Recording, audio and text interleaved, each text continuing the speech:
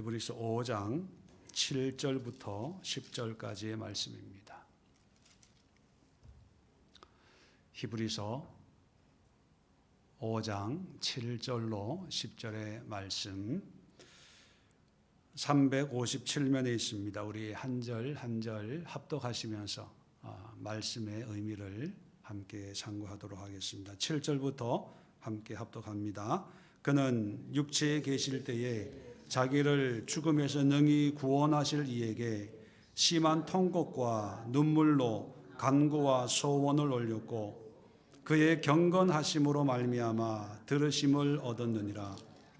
그가 아들이시면서도 받으신 고난으로 순종함을 배워서 온전하게 되셨은즉 자기에게 순종하는 모든 자에게 영원한 구원의 근원이 되시고 하나님께 멜기세덱의 반차를 따른 대제사장이라 칭하심을 받으셨느니라.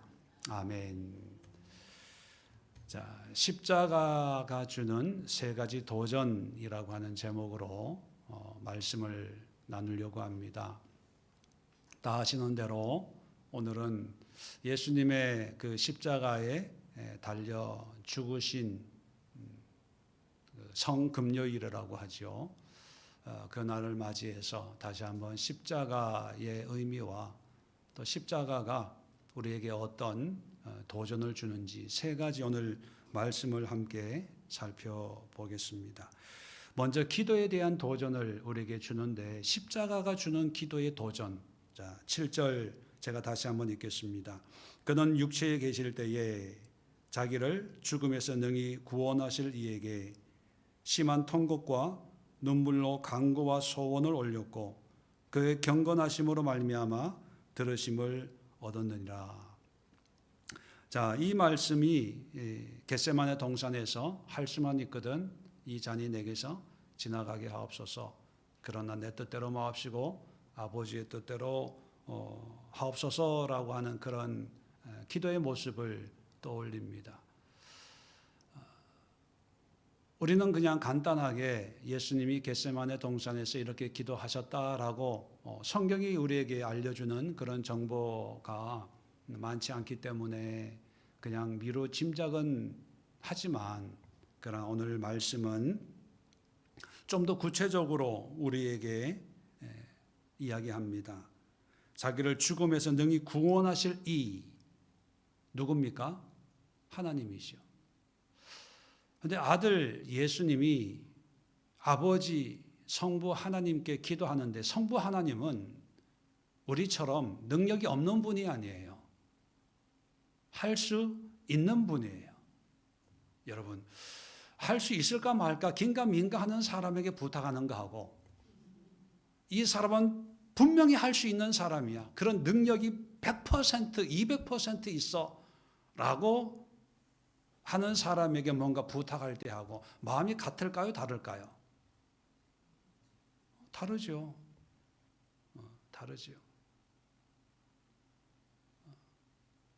근데 예수님은 성부 하나님이 죽음에서 능히 구원하실 이 마음만 먹으면 구원할 수 있어요. 십자가 지지 않고 살 수 있는 그런 능력이 하나님께 있습니다. 그래서 그런 분에게 통곡과 눈물과 간구와 소원을 올렸어요. 간절히 땀방울이 핏방울 되도록 간절히 기도를 드렸습니다. 그럼 응답 받았을까요? 안 받았을까요?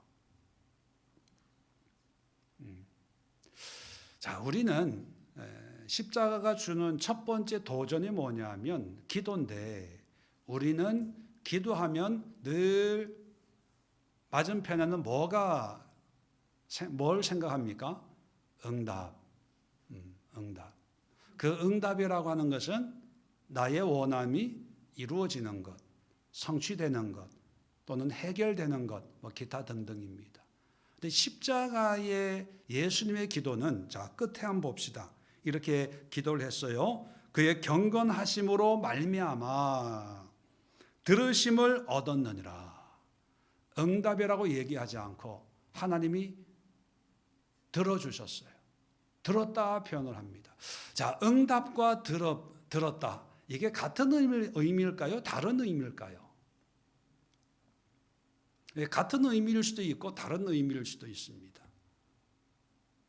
그런데 더 중요한 것은 예수님이 십자가를 지셔야 했고 고난 당하셔야 했고 죽어야 했습니다. 그러면 예수님의 기도에는 응답이 됐어요? 안 됐어요?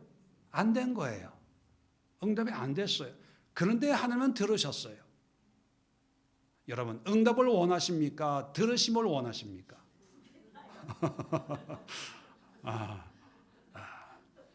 이 순간만큼은 마음껏 욕심을 부리시네요. 자, 두 개 다 원하는데 평소에 원하는 그 뭐예요? 네, 응답이에요. 여러분, 자, 응답이라고 하는 것은 지금 당장 내가 느낄 수 있게 환경적인 어떤 변화, 그런 게 일어나면 응답이라고 그러고, 일어나지 않으면 응답 받았다 그래요? 못 받았다 그래요? 못 받았다 그래요. 어떤 분은 그래서 기도해도 소용없네. 목사님이 기도해줘도 안 돼. 이런 건 안 돼. 그런데 이 들으심은요, 예수님의 경우를 보면 그렇게 간절히 기도했는데 죽음에서 능히 구원할 능력이 있는 분인데도 오히려 죽음으로 몰아가세요. 그럼 우리 관점으로 보는 응답은 안 된 거예요. 근데 예수님은 경건하심으로 말미암아 들으심을 얻었느니라. 이건 응답이 안 돼서 낙심하는 표현입니까? 아니면 하나님의 응답을 통해서 뭔가 성취되고 이루어졌다는 걸 얘기하는 걸까요? 이루어졌다는 걸 얘기하는 거예요. 그 이루어졌다는 것을 들으심으로 이렇게 표현합니다. 이 들으심으로라는 것은요, 하나님이 들으시고 하나님의 계획과 섭리 가운데 하나님이 이루시는 걸 얘기하는 거예요. 하나님의 계획과 섭리가 반드시 우리의 시간에, 우리의 방법으로, 우리의 모습으로 나타나는 것만은 아니에요. 기도해도 지금은 여전히 깜깜한 터널 같고 굴속 같고 칠흑같이 어두운 밤 같아요. 한 치 앞도 내다볼 수 없어요. 그래도 기도하는 거예요. 그럴 때 하나님이 그 기도를 들으시고 지금은 아니지만, 내 방법은 아니지만, 내가 원하는 모습은 아니지만 1년이든 10년이든 20년이든 그건 몰라요. 그런데 하나님이 하나님의 계획과 방법으로 이루어 가신다는 거예요. 십자가가 주는 기도가 바로 이런 기도예요. 우리식으로 생각하면 예수는 그렇게 겟세마네 동산에서 기도해도 별 수 없는, 물론 이 잔이 내게서 지나가게 해주세요, 그런 아버지 뜻대로 하옵소서 했기 때문에 아버지 뜻대로 응답받은 거 아니에요, 이렇게 또 해석할 수 있지만, 그런데 인간인 예수님의 마음은 뭐예요? 할 수만 있거든요. 근데 그 간절한 기도를 하나님이 들으시고 결국은 부활하시고 승천하시고 하나님 보좌 우편에 영광을 받게 하시는 거예요. 우리도 기도할 때 여러 가지 상황에서 기도를 하지요. 그런데 마귀가 언제 미혹하냐 하면 내가 원하는 대로 되지 않았을 때 낙심하고 절망하고, 결국은 마귀가 원하는 것은 하나밖에 없어요. 하나님으로부터 멀어지게 하는 것.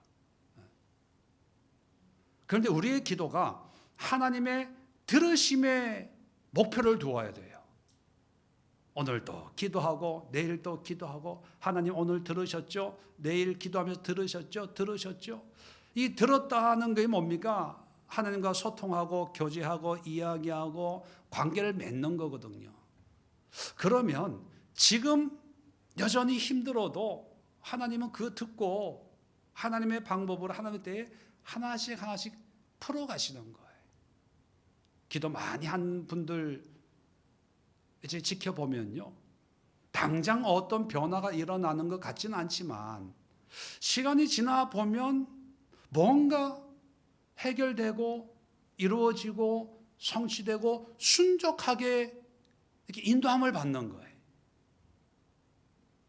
반면에 문제가 있을 때는 작전 기도, 금식 기도 뭐 난리를 치고 또 문제가 없으면 또 보이질 않아요.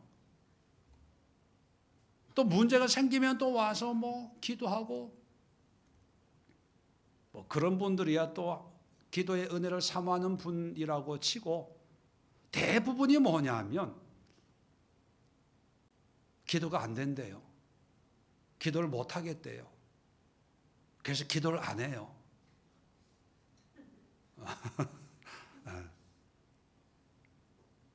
뭐냐면 하나님의 들으심에 대한 이 의미를 이해하지 못하기 때문이죠. 하나님은 들으세요. 듣고 우리가 원하는 대로 역사하는 분이 아니라 하나님의 방법으로 역사하시는 분이에요. 그러니까 계속 하나님 앞에 우리의 문제를 뭐 응답이 되든 안 되든, 그래서 저는 들으심이라는 것을 저는 이렇게 표현합니다. 응답 너머의 응답. 앞의 응답은 우리가 원하는 응답이고 우리가 원하는 응답 너머의 응답이 들으심이다. 여러분, 이 들으심, 응답 너머의 응답을 여러분 사모하십시오. 자, 두 번째 십자가가 주는 도전이 뭐냐면 우리 삶의 도전인데, 자, 8절에 보니까 그가 아들이시면서도 받으신 고난으로 순종함을 배워서 온전하게 되셨은즉. 자, 온전한 삶. 여러분, 예수님은 온전한 분입니까? 불완전한 분입니까? 예, 온전한 분이지요. 자, 그런데 여기 보면 고난으로 순종함을 배워서 온전하게 되셨은즉 이렇게 말씀합니다. 그러면 순종을 배우지 않았을 때는 뭔가 불완전했다는 얘기가 아닐까요? 어떻게 생각하세요? 네. 여기서 온전함이라고 하는 것은 예수님이 불완전하다는 얘기가 아니라 하나님의 사명, 하나님의 뜻을 이루는 거에 완벽한 상태를 얘기하는 거예요. 예수님은 모든 면에 완벽하죠.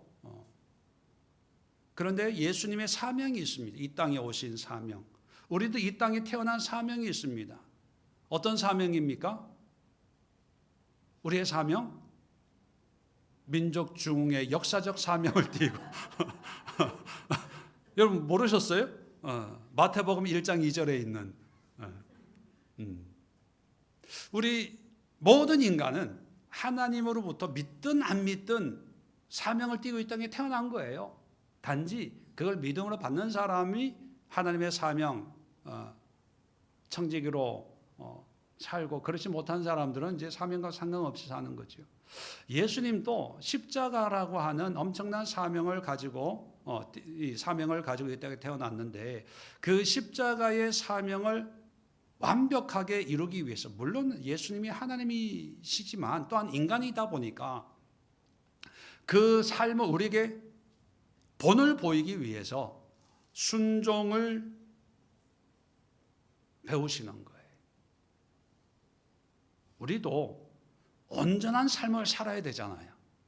뭐 잘 먹고 잘 사는 게 온전한 게 아니라 하나님이 우리에게 맡긴 사명대로 그렇게 사는 게 온전함이거든요. 오히려 하나님은 다른 계획이 있는데 인간적인 지혜를 동원해서 부자가 됐다, 재벌이 됐다. 그 온전하지 않습니다. 인생이 풍비박산이 나요. 밖에서 보기에는 좋은 차, 좋은 집, 좋은 음식 먹지만 그의 삶은 엉망진창이 될 위험이 있는 거거든요. 온전함이란 하나님의 사명, 하나님의 뜻을 이루는 그런 삶이 온전함인데, 이런 삶을 어떻게 살 수 있을까 하는 거예요. 그건 뭐냐면 8절에 그가 아들이시면서도 하나님의 아들이 완벽하고 완전한 분이지만 그럼에도 불구하고 고난으로 순종함을 배우는 거예요. 순종을 배워야 돼요. 순종을. 누구에게 순종? 단임 목사에게 순종. 하나님께 순종을 배워야 돼요. 자, 여기서 중요한 교훈이 있습니다. 따라합시다. 순종은 감동이 아니라 배우는 거다. 여러분, 거의 대부분의 그리스도인들이 순종을 감동을 받아요. 목사님, 기도하는 가운데 이렇게 하라고 감동을 받아서 내가 이렇게 순종했어요. 이렇게 멋있게. 그런데 문제는 뭐냐면 그 감동이 올림픽 경기할 때마다, 아시안 게임 할 때마다, 대통령 선거할 때마다, 운전면허 갱신할 때마다. 여러분, 운전면허 갱신 몇 년마다 하는지 아세요? 네, 제가 올해 갱신 오늘 갔다 왔어요. 그래서 제가 아는 거예요. 네. 순종을 감동이라고 생각을 해서 어떤 하나님의 은혜가 임했을 때 가슴이 찡하고 눈물이 막 쏟고 내가 죄인입니다. 교만했습니다. 그래서 순종하고 헌신한다고 생각하는데 그래서 안 되는 거예요. 온전해지지가 않는 거예요. 순종은요, 배우는 겁니다. 다른 말로 표현하면 훈련하는 거예요. 제가 목회하면서 제일 후회하는 것 중에 하나가 뭐냐면 이 순종을 배우는 거예요. 또 순종을 가르친 목회자다 보니까 저는 아시다시피 중간에 나이 좀 들어서 은혜를 받았거든요. 은혜를 받고 인생의 진로가 바뀌어서 온전히 하나님께 이제 헌신하는 그런 어떤 극적인 어떤 변화를 체험하면서 하나님께는 온전히 순종하고 헌신해야 된다고 그런 은혜를 받았어요. 그래서 가정보다 하나님의 일이 중요했고, 자녀보다 하나님의 일이 더 중요했고, 내 자신의 편안함보다 하나님의 사명이 더 중요했어요.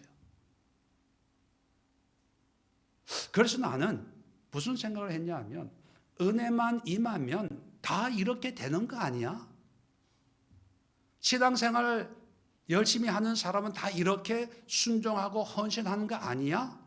그런 생각을 가지고 있어서 제가 목회를 하면서요, 한 번도 순종을 강요하거나 훈련하거나 가르치지를 않았어요. 여러분 또 제가 순종하세요 이런 얘기, 이런 상담, 이런 권면 들어본 적 있으세요?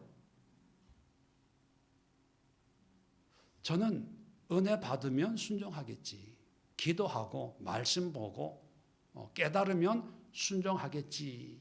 기다려주는 편이에요. 그래서 뭐 잔소리도 안 하고 뭘 하라고 얘기 안 하고 순종할 수 이런 얘기는 더군다나 안 해요. 집사님 기도 한번 해보세요. 이렇게 한번 해보세요.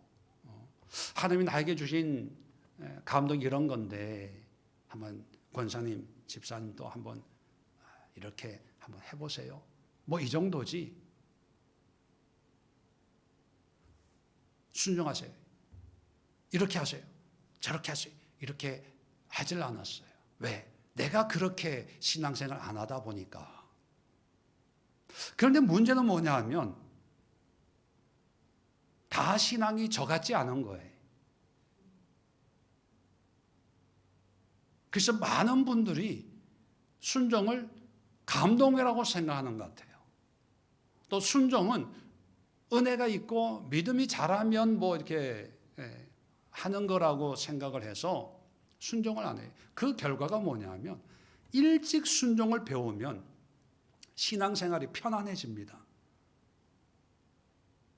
할 거 하고 말 거 말고 주일 예배, 금요 예배, 수요 예배, 뭐 철야 예배 뭐 이런 거 있잖아요. 예를 들어서 내가 예수에게 성도로서 철저히 여기에 순종해야 돼. 이걸 훈련하고 배우면 금요일 고민이 안 돼요.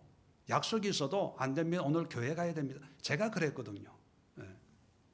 아예 11조, 뭐 헌금, 여름 방학 때는 성경하는 것, 사역하는 것 이런 게 딱 정해져 있기 때문에 그 정해져 있는 거 외에 다른 거는 생각해 볼 여지가 없는 거예요. 안 되는 거예요. 애초에 아무리 좋아도. 그러니까 편한 거예요. 근데 순종의 훈련이 안 되면 갈등하는 거예요. 할까 말까, 갈까 말까. 얼마나 힘들어요. 그리고 또 괜히 미안해져요. 그리고 그러고 있는 내 자신이 한심해지기도 하고, 언제 저런 권사님처럼 집사님처럼 이렇게 믿음이 좋아질까?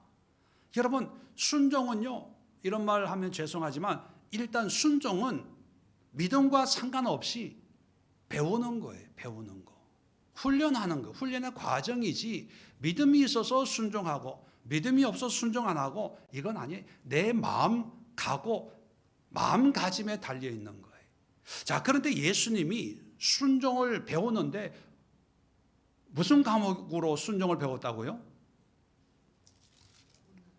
네? 오늘 성경에 보면 많은 과목이 있는데, 수학, 국어, 물리학 이런 과목이 있는데 고난으로 순종을 배웠대요.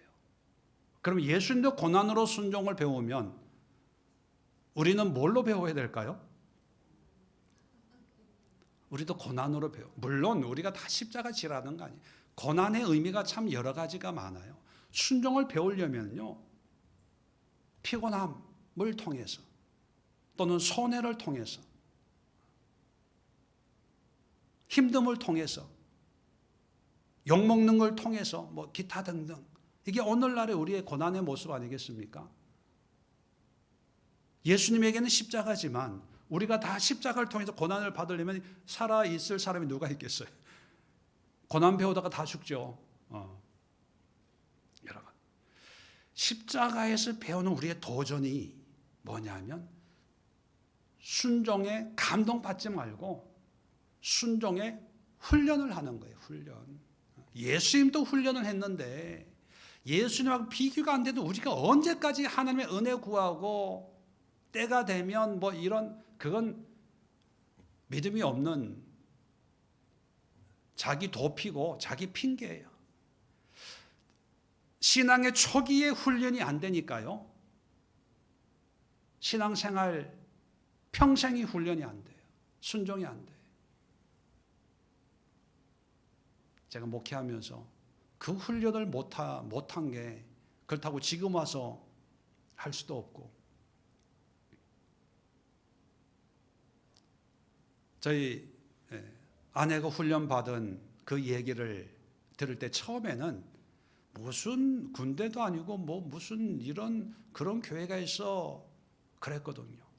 그 교회는 담임 목사님이 대학교 선교 단체 출신이어서 1분 1초도 늦으면 안 되고, 늦으면 주차장에서 뛰어갈 정도로. 처음에는 그 얘기를 들으면서 그렇게 은혜로 해야지, 사랑으로 해야지 그랬는데,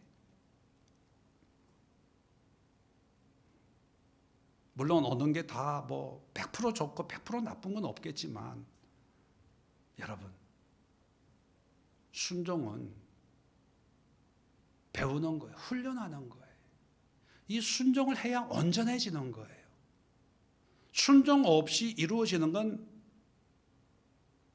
단 하나도 없어요. 하나님 앞에 쓰임 받으려면, 하나님의 사람이 되려면 반드시 순종해야 됩니다. 왜 순종해야 되냐면 우리가 죄성을 가지고 있기 때문에, 죄에 물들어 있기 때문에 이걸 끊기 위해서는 순종 외에는 다른 방법이 없어요. 세 번째,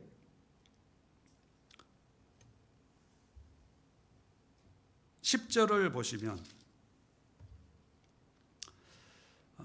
하나님께 멜기세덱의 반차를 딴 대제사장이라 칭하심을 받으셨느니라. 자, 이걸 통해서 십자가가 주는 세 번째 도전, 우리의 미래에 대한 도전인데, 여러분, 예수님이 결국은 대제사장이라고 하는 칭호를 받으셨다, 이렇게 얘기합니다. 자, 처음에는 8절에 보면 그가 아들이시면서, 여러분, 하나님의 아들이에요, 예수님은. 그런데 대제사장이 되셨어요. 그러면 하나님의 아들이 대제사장이 됐다는 이 사실은 이 직급으로 보면 승진한 걸까요? 강등된 걸까요? 승진이에요, 강등이에요? 왜 강등이라고 생각하세요?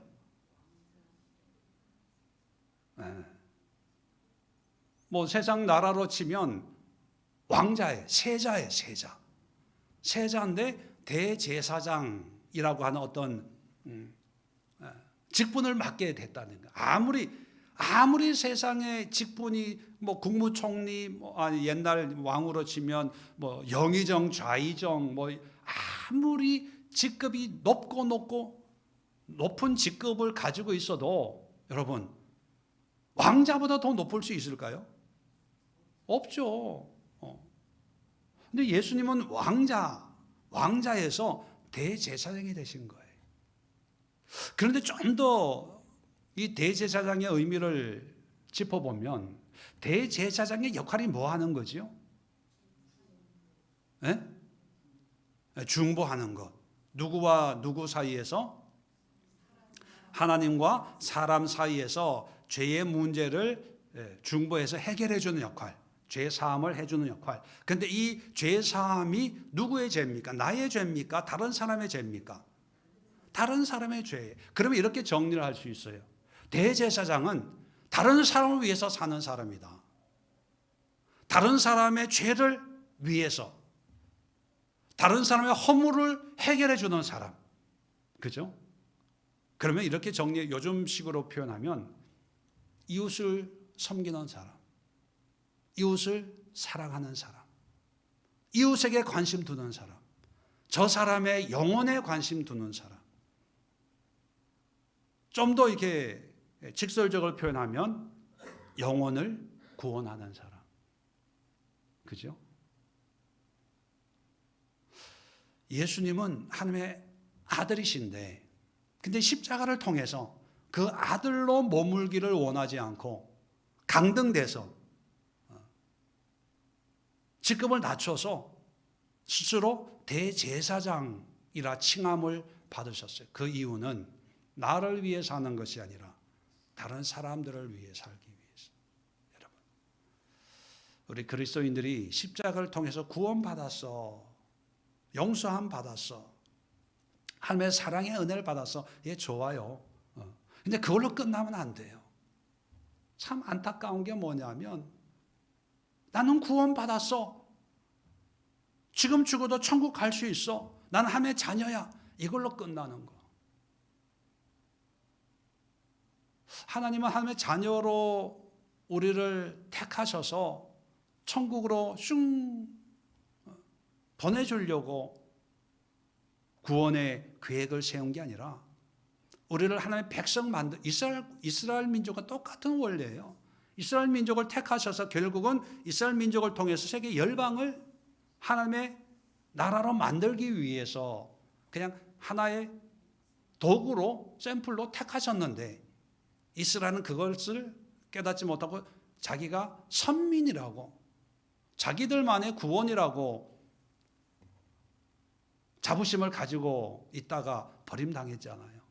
똑같은 원리 우리 그리스도인들도 예수님을 통해서 구원의 은혜를 누린 게 나만 구원받으면 돼, 이게 아니라 나의 구원을 통해서 나 같은 죄인도 이런 은혜로 구원을 하셨다면 나를 통해서 또 다른 사람들을 구원하시는 게 하나님의 십자가의 의미가 아니냐, 이걸 깨닫고 이제는 나를 위해 사는 게 아니라, 왜? 나는 이제 예수님으로 구원받았으니까 구원받지 못한 다른 사람들을 위해서 스스로 나를 낮춰서 대제사장, 중보자, 예수님만 중보자지만 우리 영적으로는 작은 예수니까 우리도 죄인과 하나님 사이에 연결하는 그런 역할을 해야 된다는 거예요. 이게 십자가가 주는 우리의 어떤 미래의 도전이에요. 어떻게 살아야 될 것이냐. 연세 드신 분들이 그냥 편안하게 자다가 죽고 싶습니다. 이게 소망인데 과연 그것이 하나님을 믿는 자녀들의 마음이라면 하나님은 얼마나 씁쓸해 하실까? 입을 움직여서 말할 수 있는 힘이 있는 순간까지 하나님의 사랑을 전하는 그런 삶을 살다가 하나님이 오라고 하시면 가야 되겠다. 어제도 어디 지나가다가 사거리에서 팻말을 들고 있는 할아버지가 있더라고요. 그래서 저 할아버지가 뭘 운전하면서 이제 턴을 하면서 잠깐 그 모습을 봤는데 팻말에는 예수 그리스도 내가 너를 사랑한다 이거밖에 없어요. 지나가는 차들 향해서 그 모습을 보는 순간 나이가 많은 분이에요. 야, 누구나 다 누릴 수 있는 은혜는 아니구나. 이제 편안하게 모르겠어요. 그분이 어떤 신앙이고 어떤 마음으로 그렇게 하는지 모르지만 그런 모습을 보면서 이제는 우리 자신, 내 자신의, 물론 우리가 늘 기도하고 죄에 대해서 경계를 하고 해야 되겠지만 이제 십자가를 통해서 구원받았다면 이제는 우리가 작은 대제사장 역할을 해야 되지 않을까. 그리고 이 시대가 필요로 하는 사람들의 모습이 뭘까? 권사님은 너무 많아요. 교회마다. 집사는 더 많고요. 집사 아닌 사람 찾기가 힘들 지경에. 목사도 너무 많아요. 그런데 누가 부족하냐? 누가 부족할까요? 대제사장이 부족한 거예요. 대제사장. 근데 누구나 대제사장 역할을 하려고 안 해요. 왜? 힘드니까. 귀찮으니까. 근데 여러분, 예수님은 십자가를 통해서 스스로 자원해서 대제사장이 되셨어요. 그래서 우리가 예수의 이름으로 기도하는 거죠. 예수의 이름으로 회개하는 거죠. 힘들고 귀찮지만 그러나 대제사장이 되는 순간 예수님의 이름은 영원히 우리의 입에서 끊어지지 않는 그런 존재가 될 수 있었습니다. 그 얘기는 뭐냐 하면 얼마 전에 식사하면서 천국의 이렇게 직분, 면류관 이런 얘기를 잠깐 했는데 저는 제 생각에 가장 존귀한 직분은 뭐냐면 바로 대제사장의 역할을 하는 그런 직분이 아닐까. 여러분, 오늘 예수님의 고난과 또 십자가의 죽음의 의미를 되새기는 이날 십자가를 한번 묵상하면서 여러분 도전을 좀 받았으면 좋겠습니다. 첫 번째 도전은 기도. 응답 너머의 응답. 하나님의 들으심이 응답이다 생각하고 우리가 원하는 응답이 되든 안 되든 끊임없이 기도하십시오. 그러면 반드시 하나님이 다른 걸로 여러분이 은혜를 못 받으면 응답을 못 받으면 여러분의 자녀들이 응답받고요. 여러분의 자녀들이 못 받으면 여러분들의 후손이라도 그 응답을 받아요. 왜? 하나님은 들으시니까. 그리고 하나님은 영원한 분이니까요. 당장 나의 문제 여기에 매이지 마세요. 두 번째 도전, 삶. 온전하게 하나님 앞에 쓰임 받기 위해서는 순종의 감동 제발 좀 받지 마시고 훈련하세요. 훈련. 제가 좋은 조교가 못 돼서 참 죄송한데 여러분 스스로가 결단하고 헌신하고 순종하고 어떤 고난을 통해서 순종을 배웠다니까 손에 좀 보세요. 기도하고 예배하고 하나님의 일을 하는데 경제적인 손해, 뭐 인간적인 어떤 그런 손해, 피해, 피곤한 거 여러분 감내하세요. 그거 하지 않고 절대로 순종하면 못 배우고요. 순종함이 없이는 결코 온전한 삶이 될 수가 없어요. 세 번째, 여러분 앞으로의 삶을 그냥 권사로, 집사로, 안수 집사님으로 그냥 편안하게 우리 자녀들, 손자, 손녀 안고 키우면서 그렇게 생각하지 마시고 하나님 나를 이 시대의 대제사장 역할을 할 수 있게 하옵소서. 이제 저 많은 영혼들을 위해서 중보하는, 도고하는, 하나님을 대면해서 그들의 영혼을 해결하는 그런 기도자, 그런 역할을 감당하게 하옵소서. 좀 꿈을 가지고 비전을 가지고 우리가 십자가를 바라보면서 이 시간 기도하도록 하겠습니다.